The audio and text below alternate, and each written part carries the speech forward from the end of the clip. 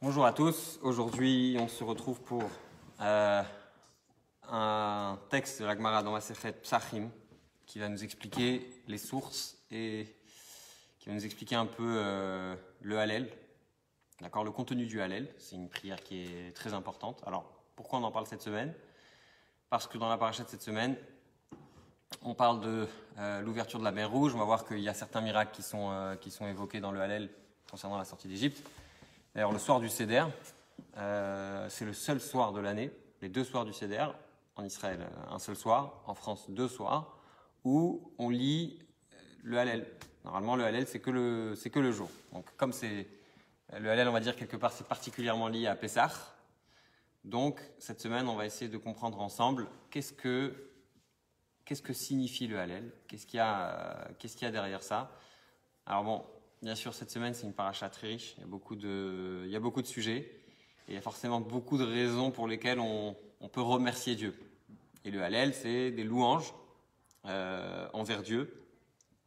Et donc aujourd'hui, on va découvrir un peu tout ça. Ce qu'il faut savoir, c'est qu'il y a deux types de Hallel. On a le Hallel Agadol, le grand Hallel. Vous savez, tous les matins dans la Tfila, on dit Odou Lachem Kitov, pas tous les matins, tous les Shabbats matins. On dit Odou Lachem Kitov, Kilolam Chasdo, toute cette série de louanges qu'on fait, ça c'est ce qu'on appelle Hallel Hagadol, le grand Hallel. Et on a aussi le petit Hallel. Le petit Hallel, c'est le Hallel qu'on lit pendant les fêtes. D'accord? Donc aujourd'hui, on va explorer justement savoir pourquoi est-ce que s'il y a un grand Hallel, pourquoi est-ce que quand il y a des occasions, on dit le petit au lieu de dire le grand. Donc, on est Dav Kuf Yutret Amud Dalef, pour ceux qui veulent nous suivre. Donc, on est traité Psachim, la page 118. Et la Gemara nous dit pourquoi est-ce qu'on dit le petit alors qu'on peut dire le grand? Et la Gemara dit parce que dans le Hallel, il y a 4 choses. Alors, quelles sont ces 4 choses qui nous intéressent dans le Hallel? Eh bien, alors, on va voir tout de suite ensemble. Il y a 4 choses qui sont en fait les bases de la Torah. Yeshbo Chamisha Dvarim Alalou, il a 5 choses. Premièrement, Yetziat Mitzrayim, la sortie d'Égypte. Qu'est-ce qu'il y a de spécial dans la sortie d'Égypte? La sortie d'Égypte, c'est la preuve que Dieu existe dans le monde. On a parlé de ça la semaine dernière aussi. Dieu, il a 2 façons de se révéler dans le monde. Il a à travers les miracles, d'accord? Quand on prouve qu'on est capable de changer les règles pour quelqu'un, c'est qu'on tient la machine, on a les choses en main, on a les possibilités de gérer ce qui se passe. Deuxième chose, on avait parlé de ça la semaine dernière, c'est le fait que Dieu il a une constance, que c'est toujours pareil. D'accord? Mais Yetziat Mitzrayim, la porte d'Égypte, c'est la preuve que Dieu il existe dans le monde. Deuxième chose, c'est quoi? Donc, comme c'est écrit, Betziat Israël Mitzrayim, la sortie d'Égypte. D'accord, vous vous rappelez, il y a 3 semaines, quand on avait parlé de la naissance de Moshe, on avait parlé du fait que c'est écrit Ema Banim Smecha, que la mère de Moshe, elle était contente parce qu'elle a eu Moshe. Alors à ce moment-là, quand Moshe il est né, Betziat Israël Mitzrayim. En tout cas, ou Kriyat Yamsouf, l'ouverture de la mer Rouge, Dirtiv Ayam Ra Avayanos. Donc, l'ouverture de la mer Rouge, comme c'est écrit Ayam Ra Avayanos, Matan Torah, le don de la Torah, comme c'est écrit et Harim Rakdu Cheelim. D'accord? Quand Dieu a décidé de donner la Torah sur une montagne, toutes les montagnes ont commencé à danser. D'accord? Chacune a voulu montrer qu'elle était qu'elle était la plus légitime pour pouvoir recevoir la Torah. Et c'est sur ça que le passouk nous dit, et Harim, les montagnes ont dansé, etc. Triatametim. Triatametim, c'est la résurrection des morts. D'accord? Et Chevlo Shel Mashiach, les souffrances. Donc, Dirti Vataler Kifne Hashem. Donc, on va marcher devant Dieu, etc. Chevlo Shel Mashiach, Lolanu Hashem, Lolanu, les souffrances. Il y a un passou qui fait allusion aux souffrances de Mashiach. Alors, vous allez me dire pourquoi est-ce qu'on a besoin de parler des souffrances de Mashiach et de la résurrection des morts? Tout simplement parce que ce sont des choses qui montrent que Dieu récompense la résurrection des morts, et de l'autre côté, que Dieu punit. Parce qu'avant la venue de Mashiach, il y a certaines souffrances, je pense qu'on peut tous le constater aujourd'hui, et c'est des choses qui sont très importantes, et c'est la raison pour laquelle on lit ce Hallel et pas un autre. D'accord? Amar Rabbi Yochanan nous dit, Lolanu Hashem Lolanu, Zo Shibud Malchuyot. Donc, Ikadeam, Amar Rabbi Yochanan, Lolanu Hashem Lolanu, Zo Milchamet Gog ou Magog. Certains disent que Lolanu, c'est quoi? C'est sur autre chose. C'est pas sur les souffrances d'avant Mashiach, c'est sur le fait qu'on est esclave des nations. Et Rabbi Yochanan dit non, c'est la guerre de Gog ou Magog. Vous savez, cette fameuse guerre par laquelle il faudra passer pour avoir Mashiach. Et d'après, chez Chabad, on pense que... Tiens, on parle du Hallel. Voilà. Et d'après certains, on s'en est déjà rendu compte avec la Troisième Guerre mondiale. Rav Nachman bar Yitzhak Amar. Rav Nachman bar Yitzhak nous dit Yeshbo milut nefashot shel tzadikim migeinam shenemar ana Hashem al tanafshi. Il dit il y a ce petit Hallel, on a le fait que des tzadikim ont évité d'aller au Geinom. Vous allez voir tout de suite ce qu'on va expliquer. Chizkiya Amar. Chizkiya nous dit Mi pene sheyeshbo yeridatan shel tzadikim. Parce que dans ce Hallel, on a la descente des tzadikim. Alors, vous connaissez l'histoire de Hanania, Mishaël et Azaria. C'était trois gens très importants qu'on a mis, à cause de leur croyance, on les a mis dans une fournaise. Et on les a fait remonter, on les a sauvés. Et dans les psukim du Hallel, on parle du fait qu'on les a sauvés et comment on les a sauvés. D'accord? Donc, c'est pour ça qu'on a choisi le Hallel, parce qu'il y a deux Hallel, on a expliqué au début, on a dit qu'il y a le grand Hallel, celui où il y a écrit à chaque fois Kilolam, Chazdo, etc., c'est ce qu'on appelle le grand Hallel, et il y a le petit Hallel. Le petit Hallel, c'est celui qu'on lit. D'accord? Et en fait, ce qu'on est en train d'expliquer, c'est que le petit Hallel... Attends, je vais aller fermer la porte, ça va? Ce qu'on explique, c'est que le petit Hallel, il a quelque chose en plus par rapport au grand. Et donc, on a expliqué certaines choses, et là, on va expliquer l'idée qu'il y a... on a expliqué qu'il y a l'idée de Chania, Michel et Azaria. Alors, qu'est-ce qu'il y a écrit ici? Dirtiv, Lolanu Hashem Lolanu. D'accord? Qu'est-ce qu'elle veut dire, cette phrase? Amar Hanania, qu'il est Shimchaten Kavod Amar Michel. En fait, quand toutes ces personnes-là, elles étaient coincées dans la fournaise, elles ont commencé à prier à Dieu. Chacun, il a dit autre chose. D'accord? Hanania, il a dit qu'il est Shimchaten Kavod. À ton nom, donne le Kavod. Oui, ça, c'est ce qu'on trouve dans le Hallel. Amar Michel al-Chazdecha valamitecha, pour ton chesed, ta bonté et ta vérité. Amar Azaria, il a dit Lama yom wa goim. Pourquoi est-ce que tu veux que les peuples disent où est Dieu? En gros, sauve-nous. Amrou Chulan. D'accord? En fait, lui, il dit que quand ils ont dit Lama yom wa goim, ça, ils l'ont dit tous. Tous, les trois, ils l'ont dit. On dit à Dieu, tu veux que les nations disent que tu laisses tes serviteurs mourir? Aliyatan mikif shana esh. Dirtiv alelu atachem kol goim. Quand ils sont montés de la fournaise, ils ont dit que loue tous les peuples, parce qu'ils ont dit, qu'est-ce qu'ils vont dire les autres peuples si jamais tu laisses tes serviteurs mourir? Mais quand ils ont été sauvés, qu'est-ce qu'ils ont dit? Alelu atachem kol goim, que tous les peuples maintenant louent Dieu. Et pourquoi? Qui gavar alenu chazdo. Et tout ça, c'est le contenu du Hallel. Hein. Parce qu'il a gavar. Comment on dit quelqu'un de fort en hébreu? Gibor. Gavar, ça veut dire il a renforcé chazdo, son chesed. Vemet Hashem leolam aleluka. D'accord? Amar Hanania shabechu kol haumim amar Michel. Hanania, il dit, c'était Michel qui a dit shabechu kol haumim.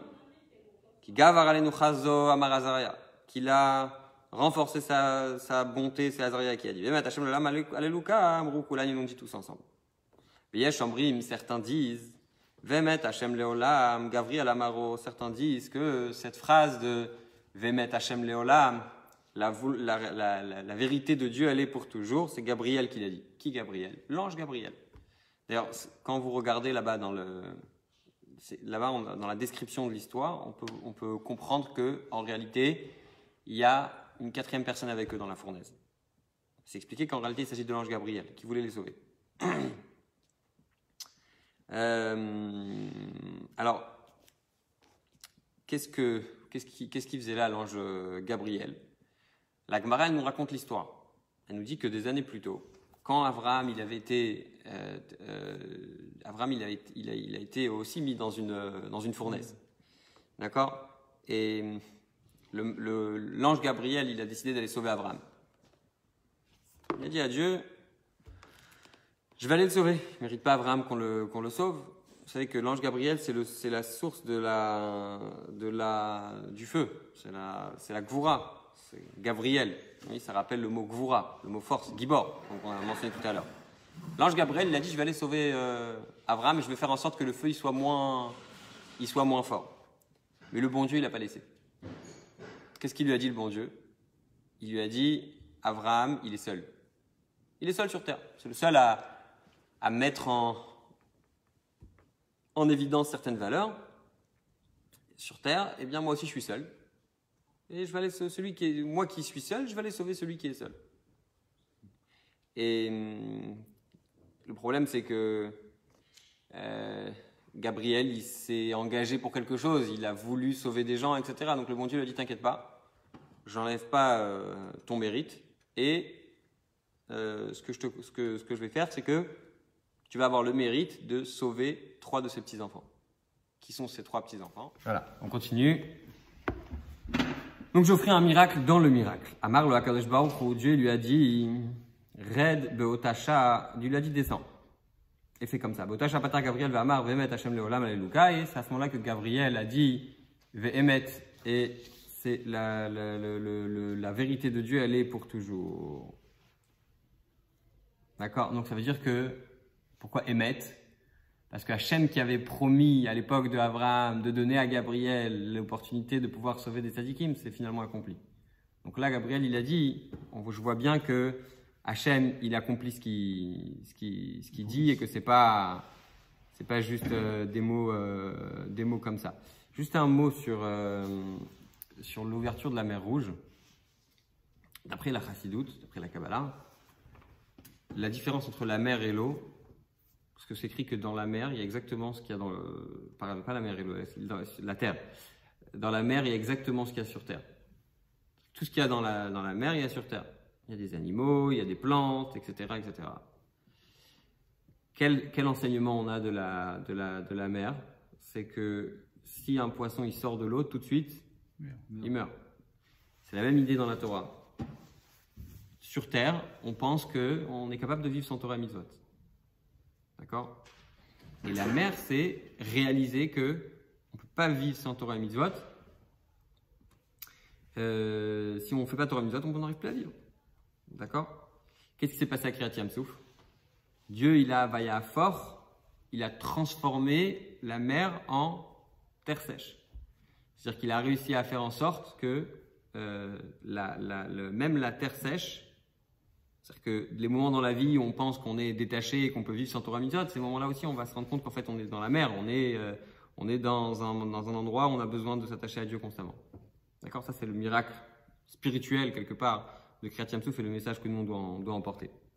Ok? C'est pour ça qu'on va revenir maintenant sur l'ouverture de la mer Rouge. Rabbi Nathan Omer, Vemet Hashem Leolam. Dagim Shebaya Amaru. Rabbi Nathan dit, et la vérité de Hachem, elle est pour toujours. C'est pas Rabbi Nathan dit, c'est pas l'ange Gabriel qui a dit, c'est les poissons qu'il y avait dans la mer. Qui dit Ravuna, comme Ravuna, il dit, c'est les poissons qui ont dit ça. Pourquoi ils ont dit ça, les poissons? Dama Ravuna, Israël, Shebaoto Ador, les Juifs qui étaient dans cette génération, Miktane Amanayu, ils ne croyaient pas tellement en Dieu. Les Chidé Darash, la Roemuna, elle n'était pas terrible. Kidarash Rabba Bar Mari. Vous êtes avec moi? Vous allez la suivre? Ok. Kidarash Rabbi Rabba Bar Mari, Maï Dirti, Vayamru Ayam Biyamsouf. C'est écrit Vayamru, c'est écrit dans Télim qu'ils se sont révoltés. Ils n'ont pas cru. Mérida, Mérida en hébreu, ils n'ont pas cru. En quoi ils n'ont pas cru? Mais Lamed, ça nous apprend chez Himru Israël Botasha Aveamru. Ils n'ont pas cru, les Juifs à ce moment-là, ils ont dit on n'est pas encore sauvés de Pharaon. Pourquoi? Qu'est-ce qui s'est passé? 5 minutes, quelques temps avant, ils étaient eux-mêmes confrontés à la mer, et finalement la mer elle s'est ouverte, ils ont réussi à traverser. Quand ils ont vu les Égyptiens rentrer dans la mer, ils ont dit il va se passer la même chose avec eux. De la même façon que nous on n'a pas pu traverser, et que finalement la mer s'est ouverte, on a pu traverser et survivre. Les Égyptiens qui nous couraient après et qui voulaient nous tuer vont aussi pouvoir traverser, pouvoir nous tuer. Donc on ne s'en est pas sorti encore avec Pharaon. De la même façon que nous on monte d'un côté, eh bien les Égyptiens aussi montent de l'autre côté.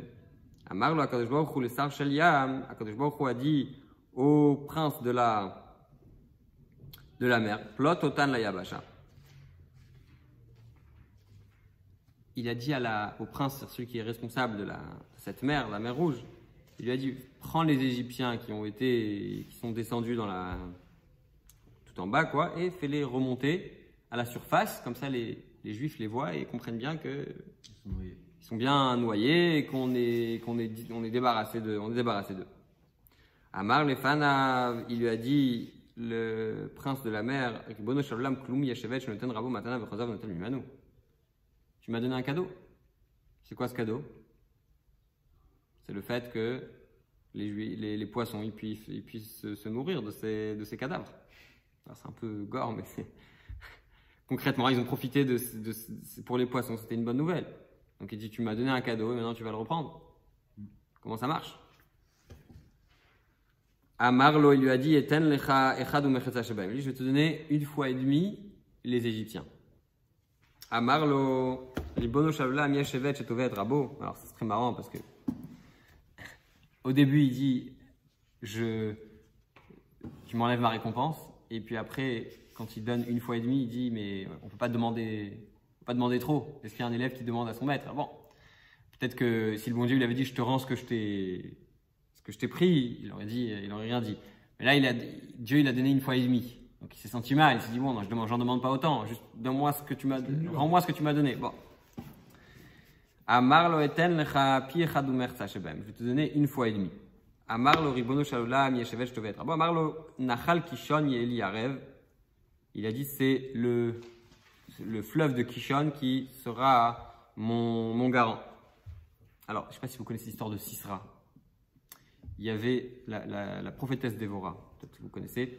À l'époque de la prophétesse Dévorah, elle arrive juste après la période de Ehud. C'est dans le livre des juges.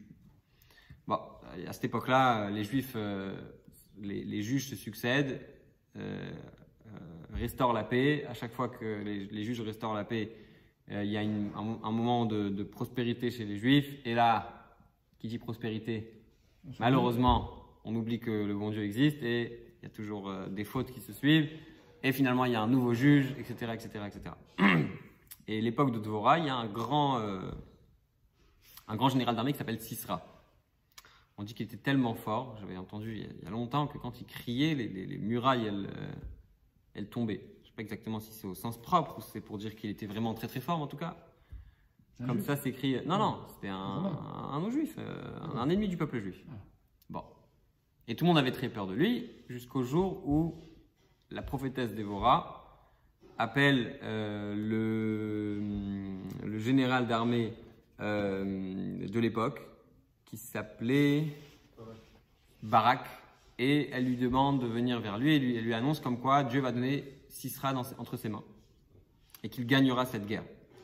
Donc quand Barak entend ça, bien sûr il est très content, et il affronte on décrit une armée qui est très nombreuse, avec des armes en fer très très lourdes, etc. Alors, la Gemara va décrire un peu le combat.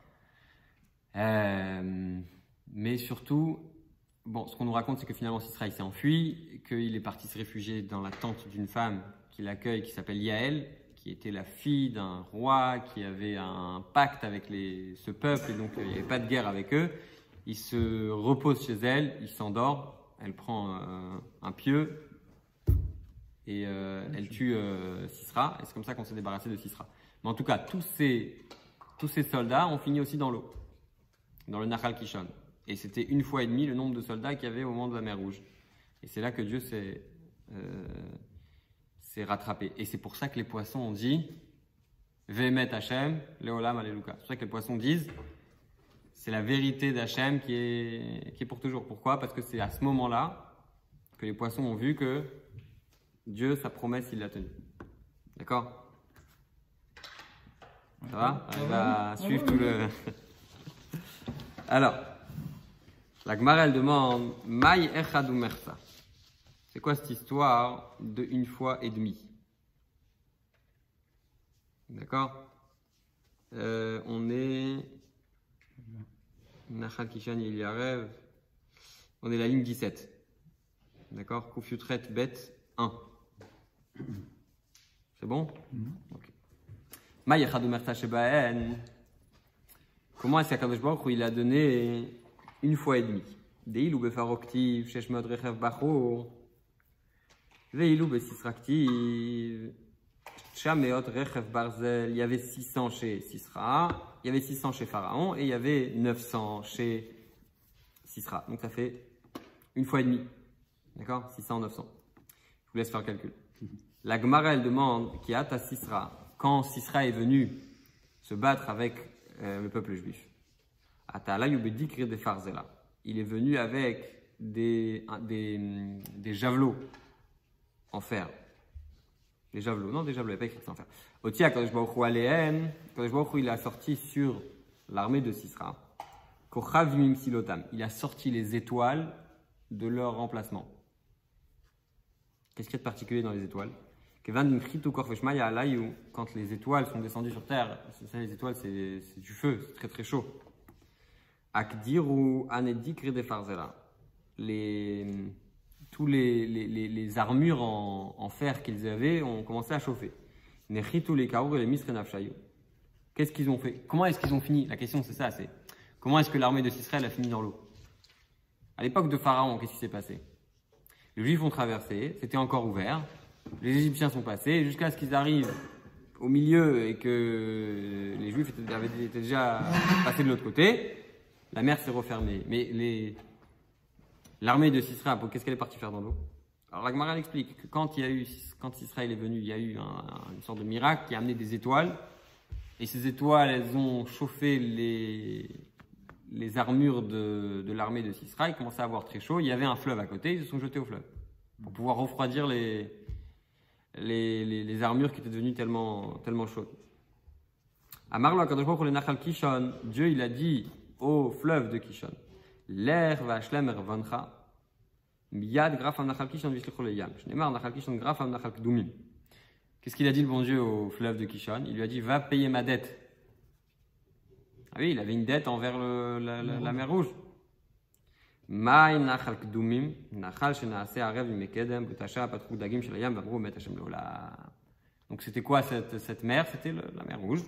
Et c'est à ce moment-là que les poissons commençaient à dire la vérité de Dieu, elle est éternelle. Alors, on continue. Amar Rabbi Shimon ben Laki, Shmai dirti, Moshivia keret habayit. C'est quoi cette phrase qu'on dit juste à la fin du premier paragraphe? Moshivia keret habayit, em abanim smecha. Amra c'est Israël, c'est le peuple juif qui dit, l'assemblée des juifs qui dit, en gros, en deux mots, les gens importants du peuple juif, devant Dieu. Ribon Shalolam, Samoun Ibanecha, Kechul Dazu, Adara Bekar et Betim. Tes enfants, ils m'ont mis comme Kechulda, comme une souris, dans les une belette, Khouda, pas une souris. Ils m'ont mis dans les Ikarebetim, c'est les fondations, là, traînées dans les endroits les mauvais endroits. D'accord? En gros, ce qu'il disait, c'est que on respecte pas les Talmidei Chachamim, on respecte pas les gens importants à cause de l'exil. Les gens ne sont plus capables de voir qui est vraiment important. Darash Rava, Maï Dirtiv Aftiki Ishma Hashem. Rava, il explique. On est là pour expliquer en fait les passages du Hallel, hein, je rappelle. C'est écrit à Aftiki Ishma. J'ai aimé si Hachem tu entends ma voix. D'accord? C'est quoi Aafti? Ici, il faut expliquer, c'est pas j'ai aimé, mais c'est tu m'as aimé. Qu'est-ce que ça veut dire? Amra, Knesset Israël, qu'est-ce qu'elle dit l'assemblée de Knesset Israël, c'est-à-dire les gens importants dans le peuple juif, qu'est-ce qu'il dit? Bono Shalom, maître du monde. Et Mat, Ani, Yahuva, Lefanecha. Quand est-ce que je suis apprécié chez toi? Bisman, chez Tishma, Kol Tachanunai. Au moment où tu entends la voix de mes demande. Qu'est-ce que ça veut dire? Daloti veligi oshi amra gzetzrif nakadosh baruch ribono shalom maître du monde afalpish dala ani bim mitzvot. Même si je suis pauvre, c'est quoi? Il y a un mot, il y a une phrase qui dit dans le Hallel, Daloti, je suis pauvre. Veli yoshi, à moi tu vas répondre. Avec Mara indiqué, ça veut dire. On dit à Kadosh baruch même si je suis pauvre en mitzvot, lecha ani, je suis à toi. Je crois en toi. Veli naele oshia. Et c'est moi qu'il faut sauver. C'est-à-dire malgré le fait que je ne suis pas parfait, mais je crois en toi. D'accord? Des fois, on ne se sent pas légitime quand on fait la tefila. On dit, je vais aller demander au bon Dieu, qu'est-ce que le bon Dieu va me donner? Bon, voilà, on voit une source pour pouvoir demander à Dieu, même si on n'est pas forcément légitime. On dit à Dieu, c'est en toi que je crois. Tu es ma seule source. C'est vrai que des fois, je tourne à droite, à gauche, etc. Mais mon vrai attachement, la vraie valeur en laquelle je crois, c'est toi et pas quelqu'un d'autre. Alors, une seconde. Amar Rav Kahana, la Gemara elle continue, elle dit, Rav Kahana il a dit que Chala Rabbi Ishmael et Rabbi Yossi, lorsque Rabbi Ishmael est tombé malade, Shalach lo Rabbi lui a dit, Emor lanu shnaim ou shlosha dvarim she'amarta lanu mishum avicha. Dis-nous les 2-3 choses que tu as entendues de ton père. Shalach lo kach amar Rabbi lui a dit, comme ça j'ai entendu de mon père. Allélu Hashem kol goyim, que loue Hashem les peuples. Umotao la mayavitayu. Quel rapport avec on est en train de louer le bon Dieu pour les actions qu'il a fait envers le peuple juif? Pourquoi est-ce qu'on est en train de citer ici les autres peuples? Alléluia Hashem kol goyim achikamar, il a expliqué comme ça. Alléluia Hashem kol goyim agvurot veniflaot David ba'adayu. Les peuples doivent remercier Dieu parce que Dieu il n'a pas agi que pour les juifs, il a fait aussi des choses pour les non-juifs. Ouais. Donc les autres peuples, ils doivent remercier Hachem pour les miracles qu'il a fait avec eux. D'accord? Et ce que va dire ici Rav Kahana, ce que va dire ici Rabbi Ishmael, pardon, c'est que si déjà les non-juifs doivent remercier Dieu pour ce que Dieu leur a fait, nous, que Dieu nous a fait tellement plus dans notre histoire, eh bien, Kol Sheken a à plus forte raison des Gavar Alenu Chasdo, que lui nous a donné plus de chesed. D'accord? Maintenant, on va passer à la page Koufiotet, Amoudbet, la dernière page. On va parler d'un autre sujet, parce que vous savez que le Hallel, alors aujourd'hui on le dit un peu partout pareil, mais à l'époque c'était pas comme ça. À l'époque, on le disait dans chaque endroit différemment. Par exemple, le Rambam il dit que chaque phrase, je ne sais pas si il faut regarder dans le Rambam, mais je crois que chaque phrase, à la fin, le Chazan il disait la phrase et tout le monde disait Alléluia derrière. Comme ça pendant tout le Hallel. D'accord? Il y a plusieurs façons de le dire. Et là, on va voir que ce que nous on a l'habitude de faire, il y a certaines phrases qu'on dit double. Ouais. Otra Hashem ki anitani, Even Masu Abonim, etc. Ana Hashem Oshiana, Ana Hashem Atzlichana. Si vous regardez dans Tehillim, Vous savez le Hallel, c'est les Teilim depuis, je crois, 114, 115, 116, 117. D'accord? Si vous regardez dans Teilim, c'est pas double. C'est nous qui doublons. La Gemara va expliquer tout ça. Amar Rabbi Shmuel bar Nachman. C'est un seul paragraphe. Ah, exactement, un seul paragraphe. Amar Rabbi Shmuel bar Nachman, Amar Rabbi Yonatan. Ot Hashem ki anitani. C'est quoi cette phrase? C'est la première phrase qu'on double dans le Hallel. D'accord? C'est quoi cette phrase? Amar David. David Amelach, il a dit Even Masu Abon Imaita le Rosh Pina. Vous savez que David Amelach, il ne devait pas être roi de base. C'était son grand frère qui devait être roi. Et quand Shmuel, il vient voir les enfants de Yishai, parce qu'il doit oindre l'un des enfants de Yishai. Il a montré tout le monde sauf David. Hein? Il a présenté tout le monde sauf David. Exactement. Il a montré tout le monde sauf David. Et quand il les montre, il dit mais il n'y a que ça comme enfant. Son père lui dit non, il reste le petit. David Amelech, il devait même pas, c'était pas prévu qu'il naisse. C'était quelque part pas prévu dans le plan. Et concrètement, il était là et son frère, il était tellement jaloux de lui. C'est ce que j'ai entendu en préparant le cours. C'est son frère, il était tellement jaloux de lui qu'il lui a donné toute sa force. Parce que vous pouvez poser la question, qu'est-ce que ça veut dire? Comme son frère, il n'était pas bon, alors c'est David qui est devenu roi, quoi, par dépit. David Amelech, en plus, c'est pas n'importe qui. C'est de lui que descendent tous les rois d'Israël, qui sont le Mashiach, etc. Mais ce qui est expliqué, c'est que son frère, il est tellement jaloux de lui, il était tellement énervé contre lui, que son mauvais œil, sa rage, sa colère, elle a transféré ses forces à son frère. Donc c'est pour ça que David, il dit, tu m'as répondu. Even Masu Abonim. C'est une pierre que tout le monde avait, donc tout le monde s'était dégoûté. D'accord? Qu'est-ce qui s'est passé avec cette pierre? Haïta le Rosh Pina. Elle est devenue à la tête. D'accord? Ça, c'est un passou qu'on dit. D'ailleurs, c'est des fois quand on subit des gens qui s'acharnent contre nous. Alors on peut se dire, bon, à partir du moment où nous, on a fait ce qu'il fallait, on peut continuer à me détester, c'est à son désavantage quelque part. Amar Ishai, mais El Tachem Aitazot. Qu'est-ce qu'il a dit Ishai? Imaginez-vous, il voit tous ces enfants dans lesquels il a investi énormément et finalement, c'est pas dans eux que ça vient. Qu'est-ce qu'il a dit Ishai? Mais El Tachem. C'est Dieu qui décide. Amrou et Chav, qu'est-ce qu'ils ont dit ses frères?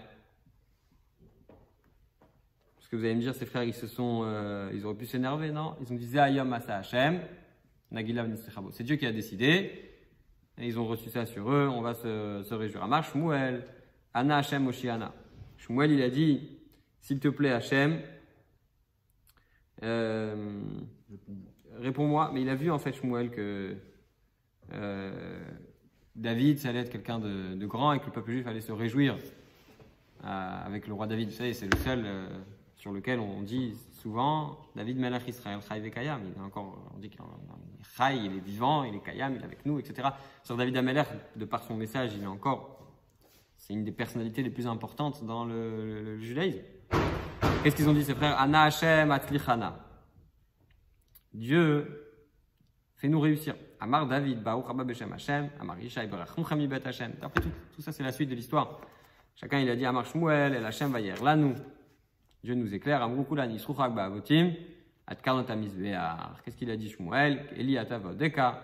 Je te remercie, mon Dieu. Amar David. David a dit Elokai Aram Meka, Amrou Kulan. Tous ils ont dit Dieu, on va t'élever. Alors maintenant, concernant les différentes coutumes, quand on arrive dans une synagogue et que la coutume elle est un peu différente. Nanatam, peut-être dans une Mishnah, comme chez Nagou. L'irpol, dans un endroit où on a l'habitude de doubler. Ouais, on dit deux fois le pasouk. D'accord? L'irpol, il faut doubler. L'ifshot, de lire le Hallel de façon simple, sans doubler. L'ifshot, on va lire de manière simple. Les varech hacharav, de bénir après le Hallel. Aujourd'hui, qu'est-ce qu'on fait nous? On double au milieu, à la fin, quoi.